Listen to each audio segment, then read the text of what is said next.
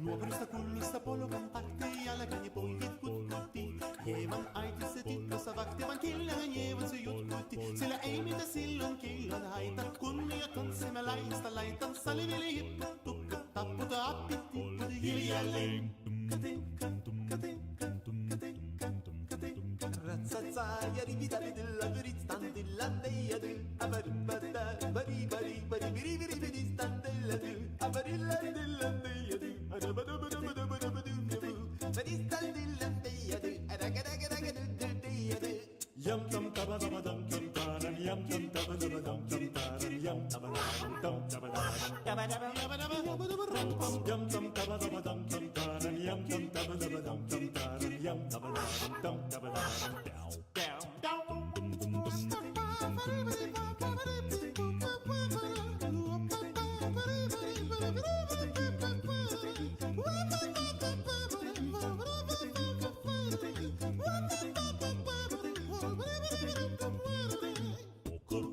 Kas per vienas į kaimą pasidangino ir jam žmonės gadinti pradėjo.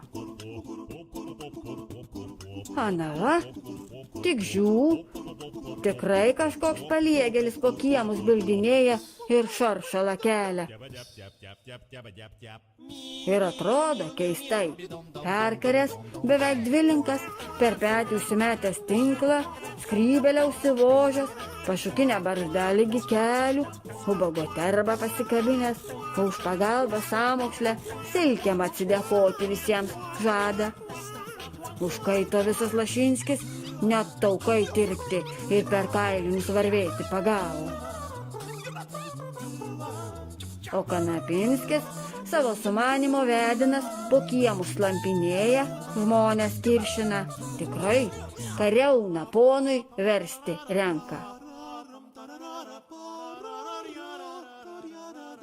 Tik staiga visa žemė dundėti pagavo.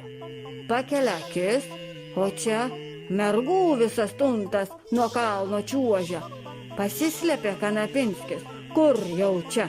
Barzda nešukuota, pats seniai vandenį matęs, sudžiūvęs visas, drabužiai lopas ant lopo, ubago terba nešinas ir nudilusia gelda pas mergas eiti.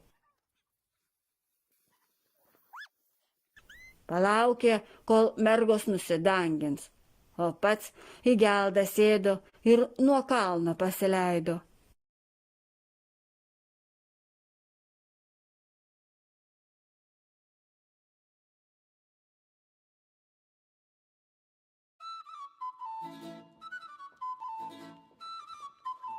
O tas smagumas, kad pagavo.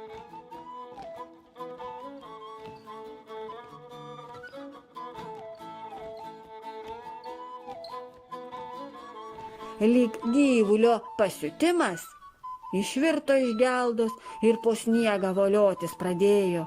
Ir iš tikrųjų, jaunuolių širdyje pasijuto, jau ir tos mergos, ir jų linksmybės parūpo. Pasiraitė ūsus ir paskui mergas patraukė.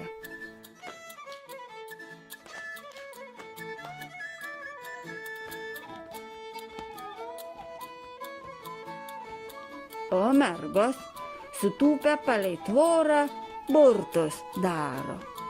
Ir vienas aplink pirkią 3 kartus apeina ir klausosi, iš kur šunės loja. Mat iš tos pusės ir bernas pasirodyti turėsias.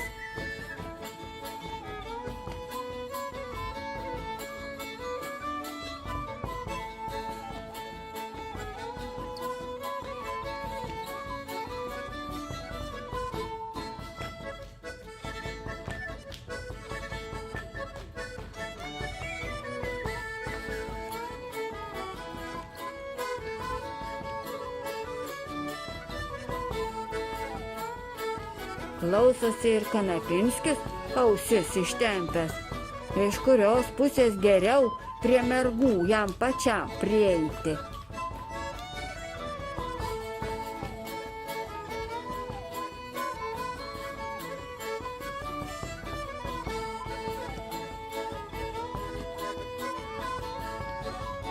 Kitasgi tvoros trakuolius skaito nesuprantamai kalbėdamos: Toinas, toinelis, toiniščius, toinas, toinelis, toiniščius.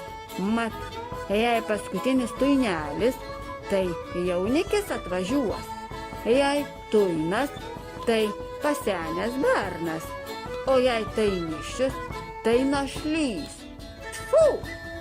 Dievas trauktų tas mergų išmonės ir visus jų burtus. Bet susimąstė Kanapinskis, kuriaigi čia kategorijai jis pats priklausytų. O mergos tokios baisios, kad net paskutiniai kandys iš barzdos įsilakstė. Bet kad ir pats negražuolis, prisiminė Kanapinskis. Bet vienai akį kaip mietas koks stačiai krito. Papinga, per liemenį apsvalė šikna kaip daržinės durys, didelėm akim, raudonom lūpom, straina merga, morė šaukiama atsilieka. Užkaito kraujas Kanapinskio, tuoj pasiūlys jai silkių, kad ir visą statinę tikrai neatsilaikys. Truks plyš, bus jo ta morikė. Taip gerant širdies, taip lengva patapo, visi karo planai iš galvos išgaravo, meilė parūpo.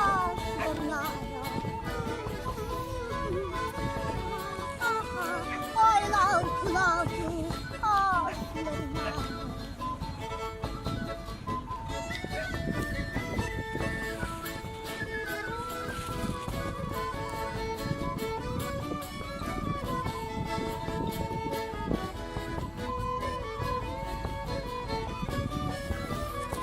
Toinas, toinelis, toiniščius.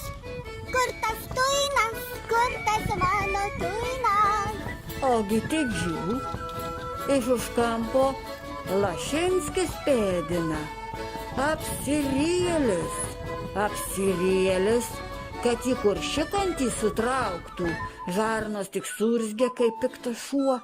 Nors ir gerai užsimaskavęs, bet Kanapinskio niekas neapgaus. O tas prie mergų pulko taikosi, palei jo morikę sukasi, šonais trinasi, jausį kažką kužda. O ta tik vaiposi, kraiposi, akis varto, žandai skaista, tuoj mergos Lašinskio ir morikės vestuves planuoti pagavo. Ir užvirė kraujas Kanapinskio gyslose, mušė į galvą taip, kad akyse pažaliavo. Šitaip jo mergelę nuvilioti.